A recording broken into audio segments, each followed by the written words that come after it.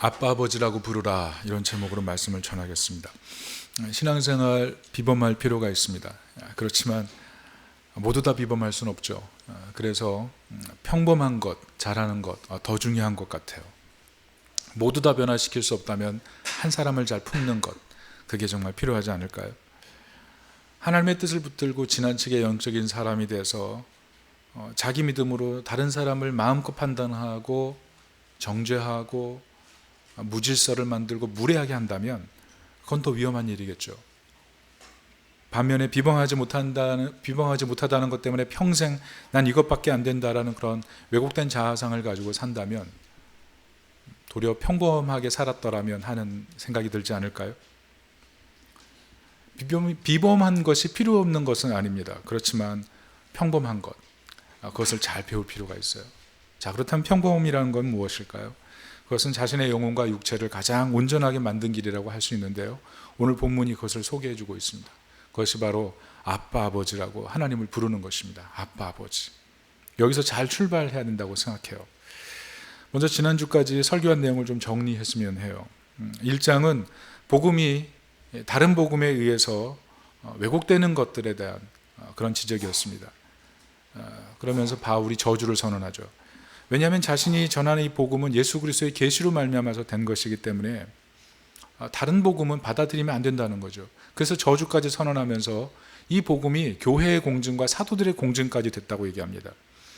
2장은 바울이 14년 후에 다시 예루살렘 교회로 돌아오는 얘기를 하고 있어요. 다시 14년 후에 올라와서 사도들의 공증을 통해서 율법주의 문제에 대해서 매듭을 짓고 있죠. 할례보다 마음의 할례가 더 중요한 것이고, 문제는 바나바나 베드로도 미혹될 정도로 이 유대주의 안에 있는 율법주의라는 문화의 힘은 엄청나게 컸다는 거죠. 그래서 우리가 율법에 대해서 예수 그리스도와 함께 죽고 예수 그리스도와 함께 살지 않으면 우린 율법으로 돌아갈 수밖에 없다는 겁니다. 만약 우리가 율법으로 살게 되면 예수 그리스도께서 죽으신 것까지 헛되게 된다는 거죠. 3장은 구원은 율법의 행위가 아니라 믿음으로 말미암았다는 얘기를 하고 있습니다. 그 증인이 누구였어요? 아브라함이죠. 아브라함이 율법으로 구원받은 것이 아니라 믿음으로 의롭다함을 받았기 때문에 그렇습니다. 그래서 율법은 믿음이 오기 전에 쓰임받은 하나님의 도구라고 볼 수 있는 거죠. 자, 그렇다면 믿음은 어떤 것입니까? 우리로 하여금 하나님과 가족되게 하고 예수 그리스도와 하나 되게 하고, 그리고 하나님의 모든 유업을 물려받게 만드는 엄청난 축복의 도구죠. 그래서 믿음으로 우리가 해방받는 거예요. 믿음으로. 그래서 이 하나님의 해방일지라는 말을 지난주에 했죠. 이 하나님의 해방일지를 붙들고 살아야지 나의 해방일지에 매여 살면 영원히 다시 갇히는 것과 똑같다는 얘기를 했습니다. 오늘 특별히 4장인데요. 핵심 메시지는 뭘까요? 성도는 율법 아래 있지 않고 자녀로 살아야 된다는 겁니다. 자녀로 살아야 된다. 그리고 이 자녀됨은 지식적인 부분에서 그쳐야 되지 않고 지식적인 부분이 아니라 경험적인 부분으로 나아가야 된다는 거죠. 시편 38편 4절에 분명히 너희는 여호와의 선하심을 맛보아하려 그랬어요. 우리가 초콜릿을 먹으면서 달콤하다, 콜라나 사이다, 탄산음료를 마시면서 정말 속이 시원하다 이렇게 느끼는 것처럼 하나님 말씀은, 그리고 하나님은 인격적으로 경험해서 우리 삶에 그 하나님의 존재하심을 증명할 수 있을 만큼 풍성한 은혜가 있다는 겁니다. 여러분, 지금 대표 기도하신 분도 기도하셨지만 이스라엘과 팔레스타인 간의 전쟁이 있잖아요. 이 전쟁이 곧 종식되도록 기도해 주시기를 부탁드립니다. 아시다시피 테러 단체인 하마스가 이스라엘 사람들 뮤직 페스티벌 중에 쳐들어와서 거기 있는 많은 사람 죽이고 많은 사람을 납치해 갔잖아요. 이것 때문에 지금 전 세계가 공분하고 또 주목하고 있는데, 이번에 CNN에서 어떤 종군 기자가 자기 자녀를 납치당한 그 부모를 인터뷰를 했습니다. 물어봐요. 지금 어떠냐고. 부모가 정말 울먹거리면서 괴로워하면서 그런 얘기를 해요. 지금 자녀 때문에 먹지도 못하고 자지도 못하고 거의 미쳐갈 것 같다. 자녀가 자신에게 놀던 장면들을 보여준 그 영상을 하루에 100번씩 바라보면서 언제 같은 테이블에 앉아서 같이 얼굴을 바라보고 식사할까, 그날을 고대하고 있다. 그게 그 부모의 아픔 아니겠어요? 그러니까 엄마가 그런 얘기를 하더라고요. 어서 문을 활짝 열고 집에 들어와서 내 양볼에 늘 해주던 것처럼 그렇게 키스해주는 그 아들 너무나 기다린다는 거죠. 종군 기자가 굉장히 냉철하잖아요. 포탄이 날아오고 총알이 빗발치는 곳에서 인터뷰하는 거니까. 그런데 마지막 엔딩 컷을 하면서 그렇게 얘기를 해요. 이 세상의 모든 부모님들이 이 마음 알겠지만 이 같은 테이블에 앉아서 가족이 자녀와 마주보는 것은 너무나 행복한 일이다. 아직 돌아오지 않은 그 납치된 그 자녀들을 생각할 때 참 너무나 참 마음이 좋지 않다. 이런 얘기를 합니다. 눈물 섞인 마음으로 전하는데 그것을 보면서 좀 마음이 좀 찡하더라고요. 부모의 사랑은 항상 어디 뭐 인종이나 종족이나 국경을 초월해서 다 똑같은 거 아니겠어요? 그런데 오늘 본문이 그런 내용이에요. 오늘 본문이 바울이 지금 갈라디아 교인들을 향해서 부모의 심정으로 얘기하는 거예요. 종의 신분이 아니라 자녀의 신분으로 너희가 변화됐는데 왜 자녀의 신분을 납치당했느냐고 물어보는 거죠. 왜 자녀의 신분을 잃어버렸느냐라고 얘기하는 거예요. 사람이 성인이 되면 초등학교 교육을 더 이상 받을 필요가 없습니다. 근데 갈라디아 교인들은 다시 초등학교로 들어가서 그 지배를 받고 있다는 거예요. 그 원흉이 율법주의라는 것입니다. 그것이 오늘 본문의 1절 2절인데요. 다 같이 한번 읽어보겠습니다. 시작. 내가 또 말하노니 유업을 이을 자가 모든 것의 주인이나 어렸을 동안에는 종과 다름이 없어서 그 아버지가 정한 때까지 후견인과 청지기 아래 있나니. 무슨 말씀일까요? 1세기 문화에서는 자녀가 성인이 되기 전까지는 거의 종으로 취급했던 것 같아요. 그래서 청지기와 후견인 아래 이렇게 양육을 했는데 물론 부모가 갑자기 죽으면 재산 유산권을 다 가질 수는 있었지만 그 당시 문화에서는 성인이 된 후에야 비로소 모든 권리를 가질 수 있는 것, 그게 1세기 문화였다는 거죠.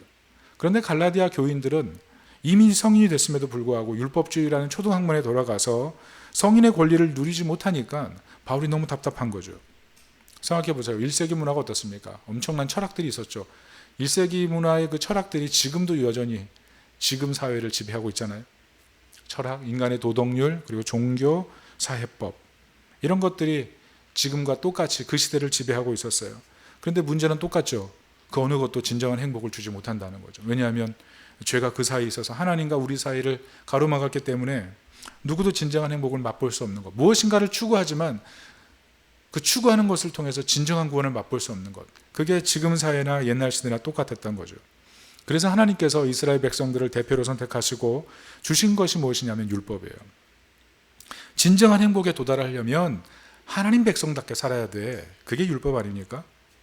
그런데 우리가 지금까지 살펴봤지만 문제는 뭐예요? 그 율법을 통해서 우리가 정말 구원 얻을 수 있나요? 도리어 율법을 지키면 지킬수록 느끼는 게 나는 정말 구원이 필요한 존재구나를 깨닫게 하죠. 나는 율법을 지킬 수가 없구나.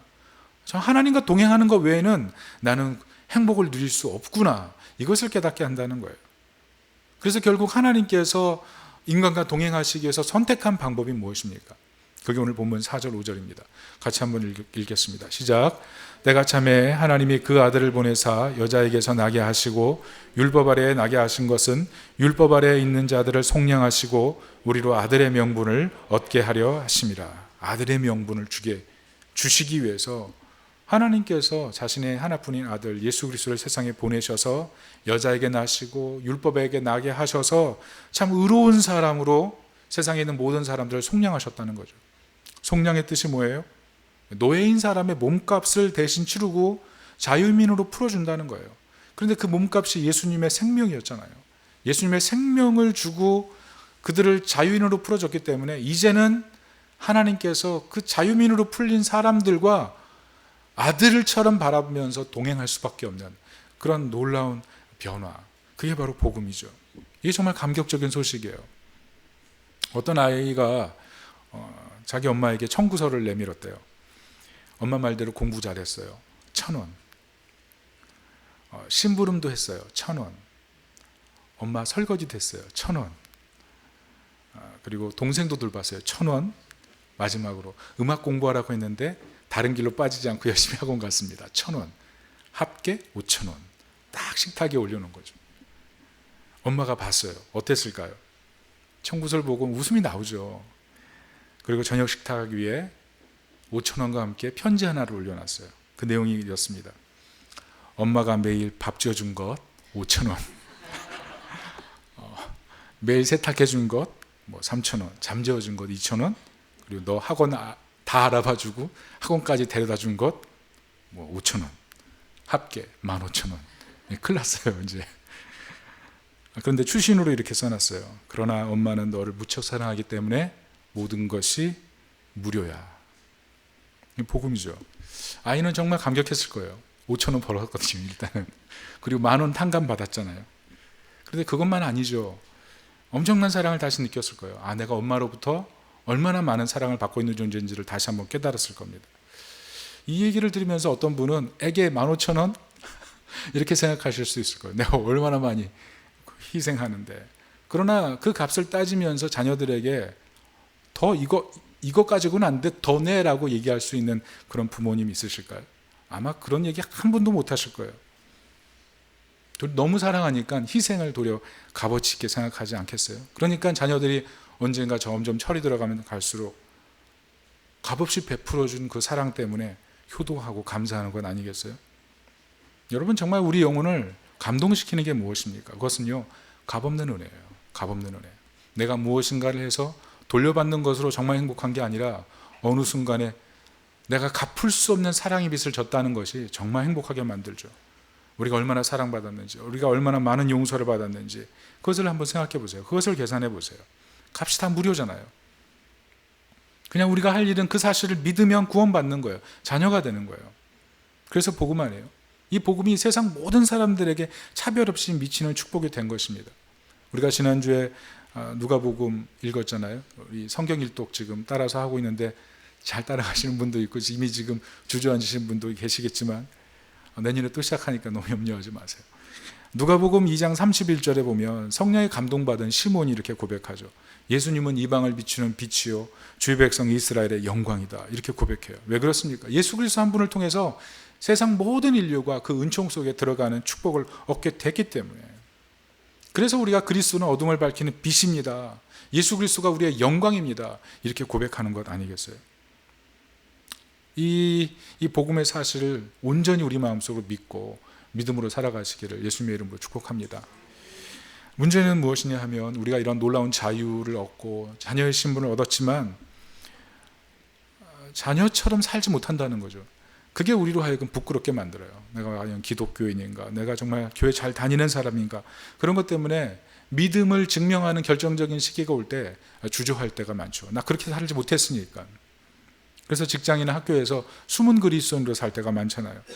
그런데 그 팀을 정확히 비집고 들어오는 것이 누구냐 하면 율법주의자들라는 거죠. 믿음으로 사는 거 불편하는 거야. 차라리 그냥 율법 지키며 살아. 그게 편해. 주일 지켜. 그냥 헌금 잘해. 뭐 교회 행사 있으면 잘 참여해. 그럼 너 마음 편하잖아.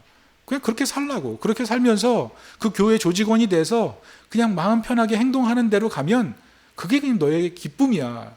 이 정도로 얘기하게 된다는 거죠. 그 당시 율법주의자들이 그렇게 얘기했어요. 절기 지켜, 할례 받어, 그리고 안식일 지켜, 기념일 다 지켜. 그럼 편하잖아. 이렇게 얘기해 준 거죠. 뭘 빼먹는 거예요? 값없이 받은 은혜에 감격해서 하나님을 사랑함으로 교회 가고, 하나님을 사랑함으로 섬기고, 하나님을 사랑함으로 가정에 들어가서 희생하는 것이 영광이라는 것을 잊어버린 거죠. 그냥 내 의무를 하는 것으로 내가 다 됐다고 생각하게 만들어버리는 것. 그게 율법이라는 거예요. 믿음으로 사는 게 힘들잖아. 그냥 형식을 잘 지키고 사는 것만 해도 대단한 거야. 이렇게 도리어 우리 신앙생활을 낮춰버린다는 거죠. 그래서 바울이 답답해서 얘기하는 거예요. 포로된 사람, 죄에 포로된 사람을 구원해서 부모 품에 돌려놨더니 이젠 율법주의에 납치됐다는 거예요. 생각해 보세요. 부모가 자신의 하나뿐인 아들을 희생해서 이 자녀를 받아들였어요.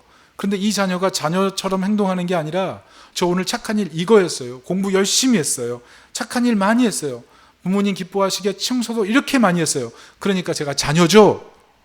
라고 물어본다면 뭐라고 대답하겠어요? 아니야.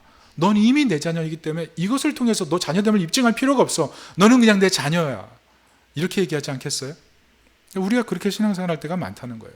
그래서 바울이 답답해서 9절 이렇게 얘기하는 겁니다. 같이 읽어볼게요. 시작. 이제는 너희가 하나님을 알 뿐 아니라 더욱이 하나님이 아신 바 되었거늘 어찌하여 다시 약하고 천박한 초등학문으로 돌아가서 다시 그들에게 종노릇 하려 하느냐. 왜 이런 말씀을 했을까요? 그것은 우리가 이 성경에 대해서 복음에 대해서 알고 있는 지식이 굉장히 단편적이고 지식적이고 피상적이라는 거예요. 삶에서 하나님께서 하신 말씀을 실제로 우리가 경험해서 체험해서 그 능력으로 살아가지 않고 지식적인 차원으로 그치기 때문에 신앙생활을 지식적으로 하게 된다는 거죠. 어떤 재활학과 의사 선생님이 계세요. 유튜브로도 출연해서 많은 사람들이 그 강의를 듣는데요. 저도 그 강의를 듣고 때로 같이 그분이 말하는 것처럼 행동해서 건강해지기도 하는 그런 과정을 겪고 있습니다. 명의예요, 명의. 그런데 가끔 친구들로부터 카톡이 온다는 거예요. 친구야, 나 어디가 아프다. 친구야, 나 어디가 아프다. 어떻게 해야 되겠니? 그렇게 질문한다는 거예요. 그러면 어떻게 카톡을 대답할까요? 이렇게 말한대요. 너 진료비는 어디로 보낼래? 너 병원 안 왔으니까 진료비는 내야 될 거 아니야. 뭐 이런 농담식의 얘기죠. 그런데 왜 환자들이고 카톡이고 이렇게 이분에게 밀려들까요?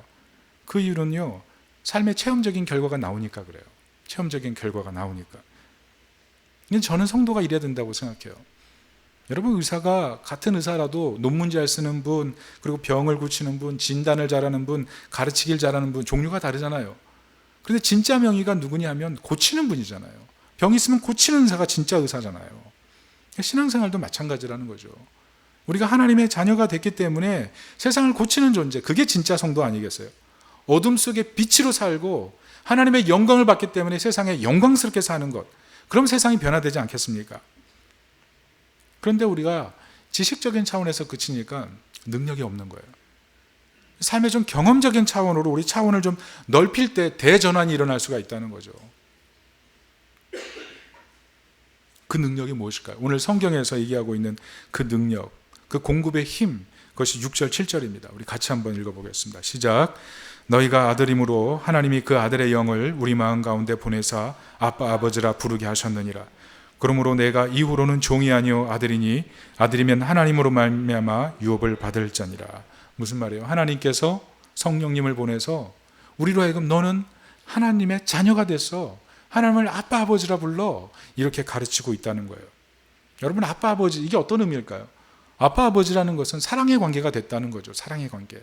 또 하나는 동행과 동거의 관계가 됐다는 거죠. 같이 있을 때 전혀 불편하지 않은 관계, 그게 동행과 동거의 관계 아니겠어요? 또 하나는 기도의 축복이죠. 내가 아버지 집이 됐잖아요. 그래서 우리는 마음껏 하나님께 기도할 수 있고 마음을 다 쏟아놓을 수 있는 거예요. 이것을 기뻐하시는 거예요, 하나님이. 부모님이 자녀가 얘기할 때 그 제잘거리는 소리를 들으면서 흐뭇한 것처럼 하나님께서 우리가 엎드려 기도하기 시작할 때 너무나 기쁜 마음으로, 흐뭇한 마음으로 우리 기도를 들으시기를 기대하고 기다리신다는 거죠. 그러니까 우리는 기도가 때로는 너무 피곤하지만 상상해 보세요.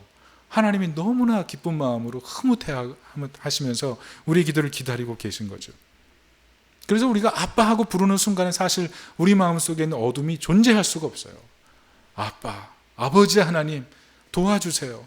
여러분, 세상에서 우리가 가정생활하면서 때로 굴곡을 느끼고 어려움을 느낍니다. 가정생활하면서 불편함을 느낄 때가 있어요. 그렇지만 그 어떤 아버지보다 가장 좋은 아버지, 진정한 우리 영혼의 아버지, 그 하나님께 우리가 아빠, 아버지 이렇게 부를 때 이 세상의 시름을 다 맡길 수 있지 않습니까? 여러분, 세상에 얼마나 슬픈 일 많고 힘든 일 많아요. 그것 때문에 살자 죽지 않은 사람들 세상에 너무 많은데 아빠, 아버지라고 우리가 부를 때 우린 큰 소망 가운데 살아갈 수 있게 됐다는 겁니다.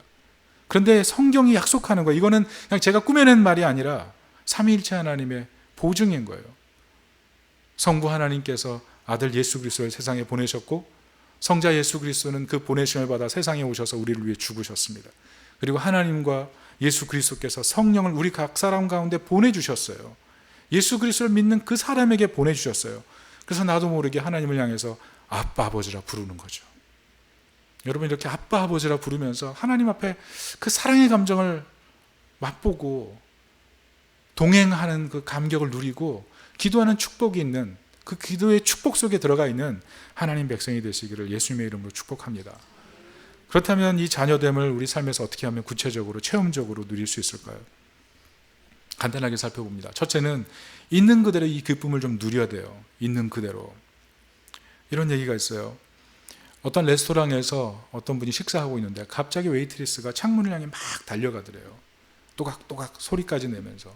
그러니까 밥을 먹다가 이게 무슨 소리 하고 딱 다 보는 거죠. 웨이트리스가 창문 앞에 가더니 막 누군가를 향해서 손을 흔드는 거예요. 누구를 보고 있나, 누구를 향해 손을 드나 보더니 저 멀리 어떤 남자가 자전거를 타고 가다가 딱 내려서 같이 손을 흔들고 가더라는 거죠. 도대체 누굴까 막 궁금해했어요. 그때 이제 웨이트리스가 깨달은 거죠. 아, 내 뒤에 많은 사람들이 나를 지금 보고 있구나. 그래서 순간적으로 뒤를 돌아봤더니 다 보고 있는 거예요. 그때 뭐라 그랬을까요? 제 남편이에요. 이렇게 얘기를 해요. 제 남편이에요. 자기 사랑하는 남편을 보고 너무 기뻐서 창문에게 달려가서 그렇게 손짓을 했다는 거죠.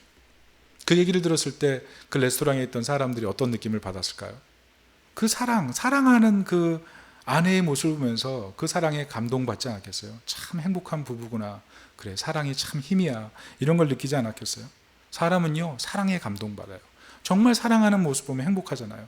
아이가 엄마와 함께 있으면서 제잘제잘 떠들다가 엄마 품에 꼭 안기는 것을 바라볼 때 그 모습 바라보는 것만 해도 마음이 흐뭇해지잖아요. 그게 사랑의 힘이죠. 그런데 우리가 현실에서 정말 하나님을 사랑하는 마음, 이 말씀 그대로의 사실을 믿어서 하나님을 아빠라고 믿고 매일 삶에서 하나님을 사랑한다고 고백한다면 어떨까요? 하나님 사랑해요. 아버지 사랑해요. 너무 좋아요. 당신이 있기 때문에 너무 행복해요. 이 사랑의 감정을 표현하는 것만큼 중요한 일은 없다는 거죠. 웨이트리스가 자신의 남편을 보면서 정신없이 달려가서 창문 앞에서 막 흔드는 것처럼 하나님을 향해서 우리가 아침에 일어날 때, 저녁에 잠들기 전에 때로 길을 걷다가 그 하나님의 사랑을 감탄하고 그 고백을 한다면 얼마나 크겠어요. 우리가 있는 그대로의 그 기쁨을 누리는 것, 거기서 출발해야 된다는 거죠. 두 번째는 미루는 경향성을 버리라는 겁니다. 미루는 경향성. 사람은 문 밖에 있는 정원을 누리기보다 지평선 넘어, 수평선 넘어 환상의 선만을 바라보죠. 우린 그럴 때가 정말 많아요.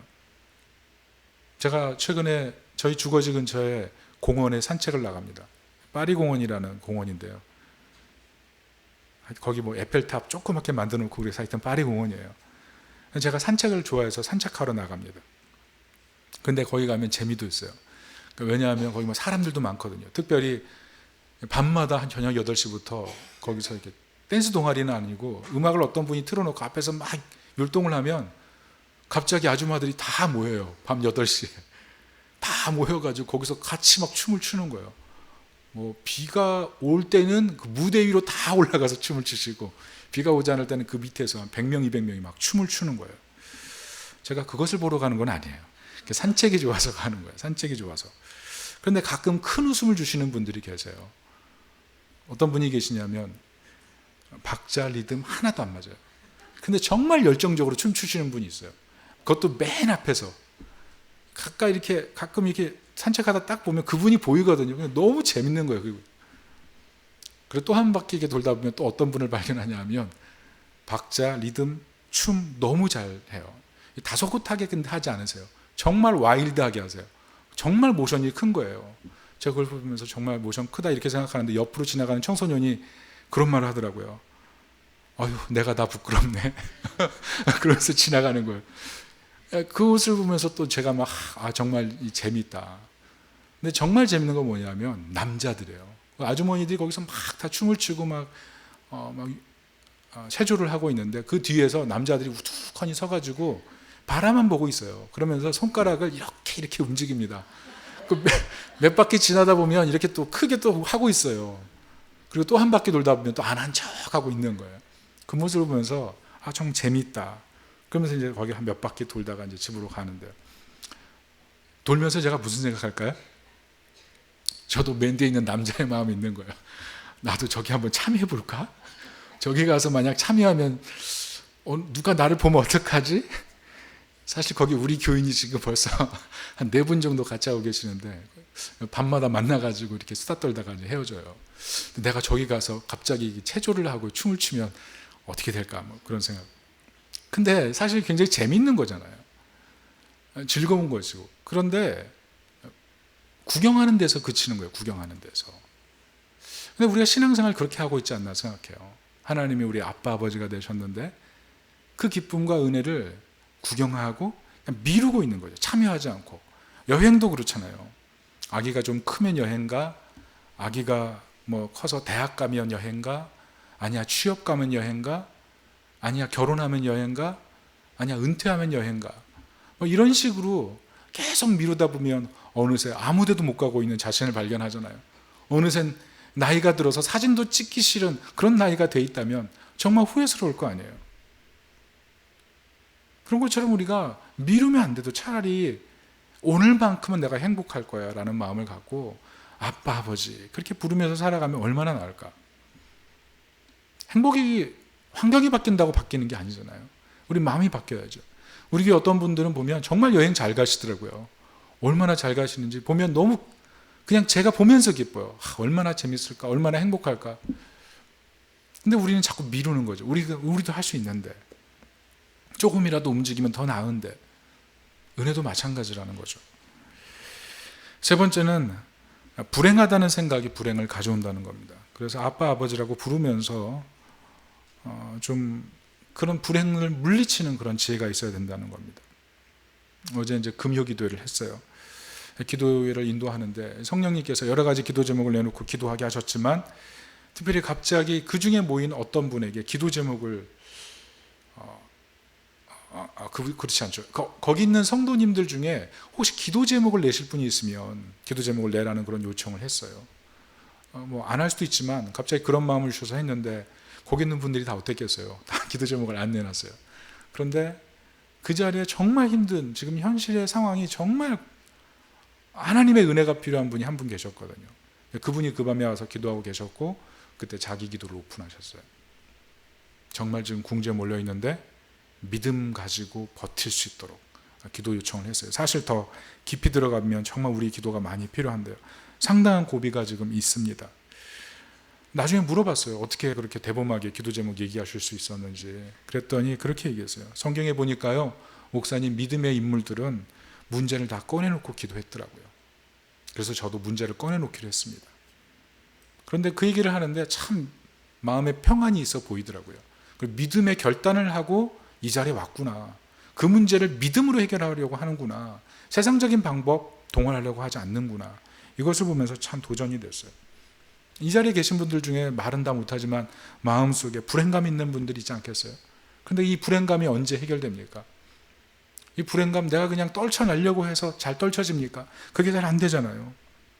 이 불행감을 계속 우리는 반복하며 생각하기 때문에 더 불행해지는지도 몰라요. 그런데 언제 이 불행감을 해결할 수 있냐면 조금 기도하는 것이 아니라 영성의 호수가 될 때까지 오래도록 기도하는 거죠. 호수가 뭐예요? 넓은 곳에, 그 깊은 곳에 가득 채워져 있는 것, 그게 호수잖아요. 그런 것처럼 우리 마음이 하나님을 향해서 아빠 아버지를 믿고 오랜 시간 동안 하나님께 매달려서 하나님과 사랑하는 관계, 하나님과 동행하는 관계, 기도의 축복을 믿고 삶에 살아가는 관계로 영성의 호수까지 되어 있다면 그 문제를 건너뛰는 거 아니겠어요? 그래서 우리가 해야 될 일은 그냥 단순하게 부르는 거예요. 아빠, 아버지, 아버지 하나님, 나의 하나님, 그렇게 부르는 거죠. 그러면 체험의 신앙이 되는 것 아니겠어요? 저는 그게 가장 기초라고 생각하고 평범한 것이라고 생각하고 이런 평범함을 지날 때 결국 신앙이 비범해지는 것이 아닌가 이런 생각해요. 여러분 그렇게 기도할 때 불행이 불행으로 끝나겠습니까? 도리어 소망이 임하지 않겠어요? 여러분 복음이 무엇이냐면 예수님께서 두 강도 사이에 죽으셨다는 거예요. 세상에서 가장 불행한 사람, 세상에서 가장 저주가 있는 사람, 그 사이에 예수님께서 죽으셨어요. 그게 무슨 의미예요? 세상의 불행 해결하기 위해 예수님 오셨어요. 세상의 그 저주를 다 껴안으시고 세상의 진정한 평안을 위해 주시기 위해 오신 분이 예수 그리스도예요. 그분이 골고다 십자가에서 가장 불행한 사람들 사이에 서서 이 불행을 해결하기 위해 오셨다는 그 고백을 하고 있는 건 아니겠어요? 복음의 약속이 무엇이냐 하면 나의 불안과 상관없이 우리가 그리스도 안에 있을 때 예수 그리스도께서 우리의 불행을 위해 죽으셨기 때문에 우리는 결코 실패로 끝나지 않는다는 거예요. 결코 실패로 끝나지 않는 거예요. 우리가 할 일은 우리의 소망 되신 예수님을 향해 아빠, 아버지 하나님, 예수 그리스도의 이름을 힘입어서 하나님께 그렇게 기도하며 나아가는 거죠. 우리가 자녀 양육할 때 실수하는 게 무엇입니까? 너무 바빠서 아이들과 놀아줄 시간이 없을 때 그때 그런 얘기 하잖아요. 짧은 시간이지만 질적인 깊이가 있으면 돼 이렇게 얘기하잖아요. 그런데 정답은 뭐예요? 질적인 깊이뿐만 아니라 시간이 많아야 돼요. 질적인 깊이를 많은 시간을 드릴 때 사실 아이들에게 가장 좋은 자녀 양육을 할 수 있는 거잖아요. 근데 우리 신앙이 그래요. 우리 신앙이 피상적이라는 거죠. 질적으로 많은 시간을 투자해야 효과가 있는 것 다 알지만 실제로 하나님과의 관계에 있어서는 그렇게 정말 많은 시간을 투자하지 않는 거예요. 질적인 깊이로 들어가고 싶지 않은 거예요. 15분, 10분 5분 이런 식으로 헐레벌떡 응급기도, 문 열고 들어가는 식으로 그런 짧은 기도를 통해서 우리의 영성을 유지하려고 하니까 문제가 해결되지 않는 거예요. 적어도 음식 먹을 때 음식을 음미하는 시간만큼도 우리가 하나님과의 관계에 시간을 쏟지 않는다면 어떻게 인생의 문제를 해결할 수가 있겠어요?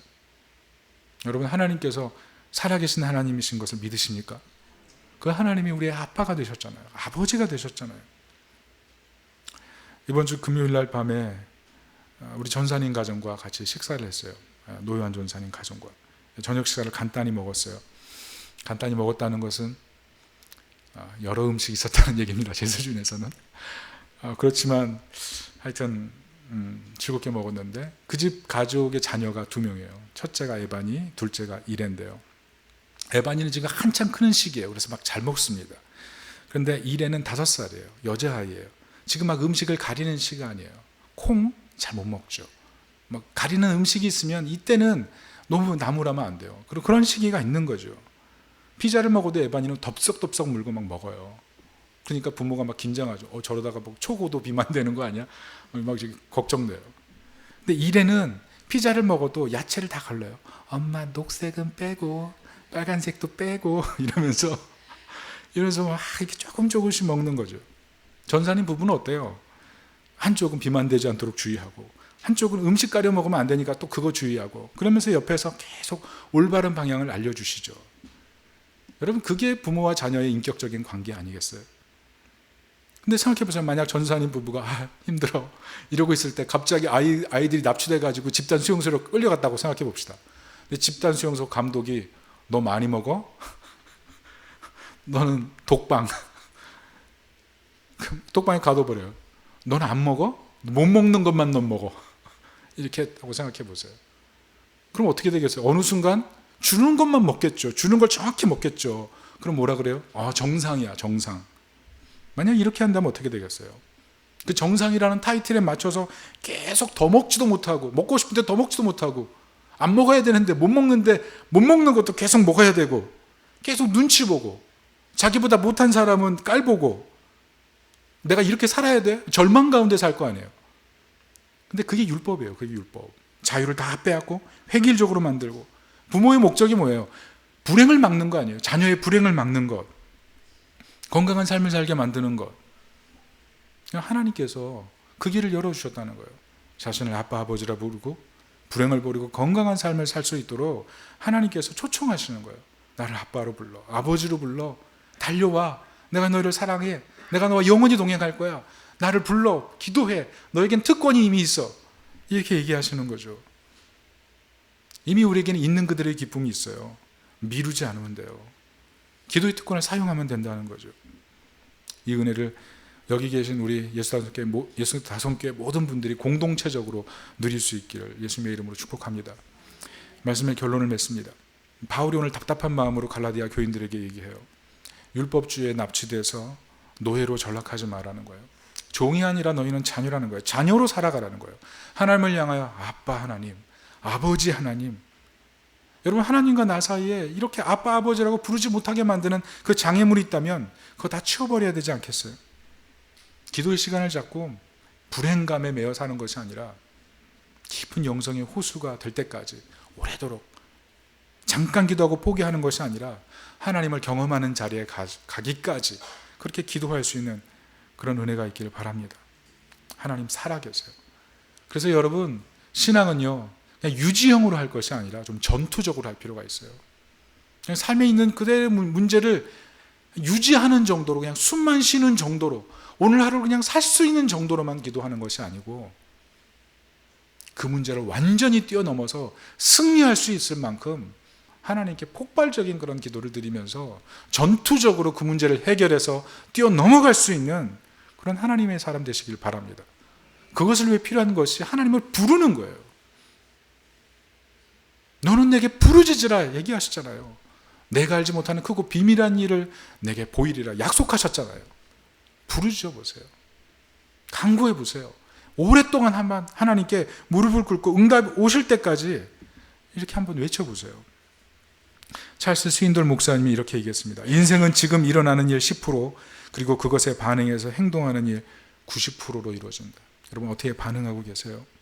가장 좋은 삶을 무엇입니까? 오늘 아빠 아버지 부르라고 얘기하세요. 평생을 살다 보면 불행감을 느낄 때 있습니다. 그런데 그 불행의 원인이 뭐라고 생각하세요? 여러 가지 탓할 수 있어요. 남 탓, 저 사람 탓, 이 문제 탓. 근데 살다 보면 알게 되는 게 있어요. 나도 원인 제공자다. 이런 생각을 할 때가 있죠. 나도 문제가 있다. 나도 문제가 있다. 나폴레옹이 죽기 전에 이런 말 했대요. 내 인생의 가장 큰 적은 나였다. 내가 비참한 운명의 원인이었다. 이런 얘기를 했어요. 내 인생이 불행하게 만든 것, 결국 돌아보니 내가 원인이었다는 거죠. 내 사전에 불가능은 없다라고 얘기했던 나폴레옹이 그 고백을 했어요. 왜 그랬을까요? 남 탓하는 것, 그거 다른 데 원인을 찾는 것, 돌아보니 그게 아니었다. 만약 근데 그런 사실을 잘 알고 이 문제를 해결하기 위해서 결국은 전능자에게 기댔다면 어떤 변화가 일어날 수 있을까요? 여러분, 이미 우리는요, 예수 그리스도를 통해서 하나님의 유업을 받은 자예요. 성령께서 이미 하나님을 경험할 수 있도록 우리 안에 내주하셔서 우리는 그냥 아빠 하나님, 아버지 하나님 도와주세요 라고 나아가면 우리 인생은 이미 대전환이 일어날 수 있도록 하나님께서 다 조치해 주신 것입니다. 그래서 한 분 한 분 오늘 혹시라도 기도하지 못했다면 다시 한번 아빠 아버지, 아버지 하나님 그렇게 부르면서 문제를 하나님께 맡기고 삶의 자리에서 회복과 은혜가 있기를 예수님의 이름으로 축원합니다. 우리 다 같이 한번 따라해 볼까요? 아빠 아버지. 우리 다 같이 기도하겠습니다. 이 시간 아빠 아버지를 향해 하나님, 내가 하나님을 좀 경험하는 신앙생활 할 수 있도록 도와주세요.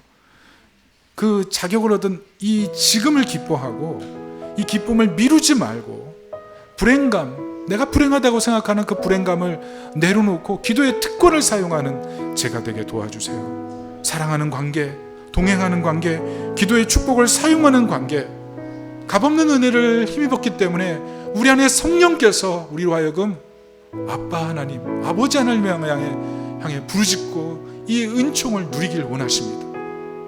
삶에 어떤 문제가 있나요? 나를 불행하게 만드는 그 문제는 무엇인가요? 이 시간 아버지 하나님, 아빠 하나님 날 붙들어 주세요. 도와주세요. 이 시간 다 같이 기도하겠습니다.